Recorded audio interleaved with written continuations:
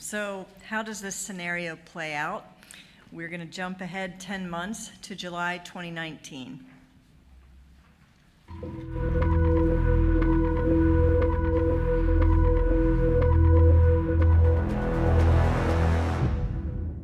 "20 months into one of the worst pandemics the world's ever known, there's still no vaccine to protect people. Hard figures are impossible to come by, but the World Health Organization estimates that 150 million people have died. That's approximately 2% of the global population. For industrial countries, the death rate's a bit lower, but in many low and middle-income countries, the death rate's much higher.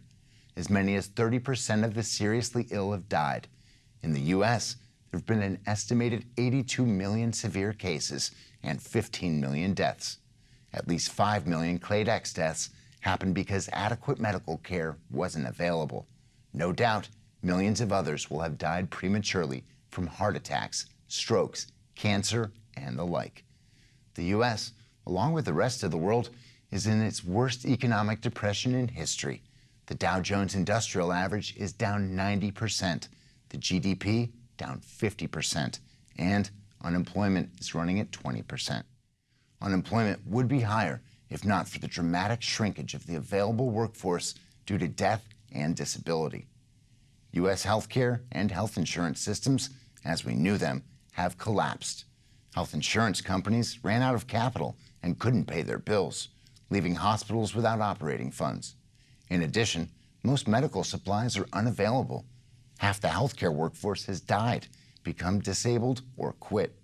The remaining healthcare facilities can't cope with all the patients, and consequently, death rates are soaring, both for Clade X patients and for everyone else. It was only by nationalizing the healthcare system that basic medical care is still available. The government now pays for, controls, and rations all medical care. The U.S. is in a constitutional crisis. The president remains in critical condition, and while the vice president is out of intensive care, he remains unable to assume his constitutional duties. Therefore, the Speaker of the House is the acting president. Continuity of government is a major concern. 1/3 of the U.S. Congress is dead or incapacitated, as are 2 members of the Supreme Court and senior members of the administration. Government functioning at the federal, state, and local levels has been brought to a near halt. After the failure of the first vaccine that seemed so promising 15 months ago, along with several other candidates, we now see fresh optimism.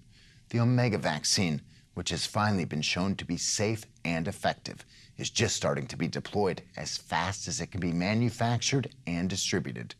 1/3 of Americans are expected to have access to the vaccine in the next 6 to 8 months. Global vaccine distribution and dispensing, which is an enormous undertaking in the best of circumstances, has been slowed in many locations by riots and looting at vaccination sites.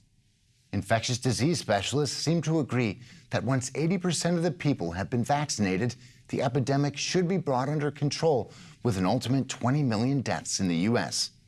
These same infectious disease specialists say we're lucky because the virus is similar in some ways to common para-influenza viruses, and only 1 dose of vaccine is needed. The situation in most of the rest of the world is much worse. Massive loss of life, economic collapse, famine, and civil unrest. There's been a mass exodus from cities, adding to the spread of the disease and making vaccination programs even more difficult. The nagging question: what would have happened if we had a vaccine many months earlier? If the first vaccine had worked and started to be deployed at 6 months into the pandemic, the U.S. death toll could have been reduced from an anticipated 20 million to 6 million, with similar reductions in economic and societal consequences. On the other hand, what if years go by without a vaccine? Then, experts tell us that we could eventually see 30 to 40 million deaths in the U.S.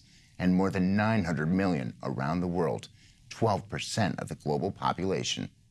Eventually, once almost everyone's been exposed, the disease will either burn itself out or become endemic, like the dreaded childhood diseases of prior centuries. What the world will look like when it's done is still very uncertain.